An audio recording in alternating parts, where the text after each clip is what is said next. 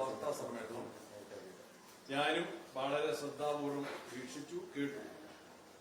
അദ്ദേഹം പറഞ്ഞ കാര്യങ്ങൾ CPM നേതൃത്വത്തെ വല്ലാതെ വെട്ടിലാക്കുന്ന കാര്യങ്ങളാണ് അദ്ദേഹം പറഞ്ഞത്. അതിനവർക്ക് മറുപടി ഉണ്ടാകുമെന്ന് കരുതുന്നില്ല.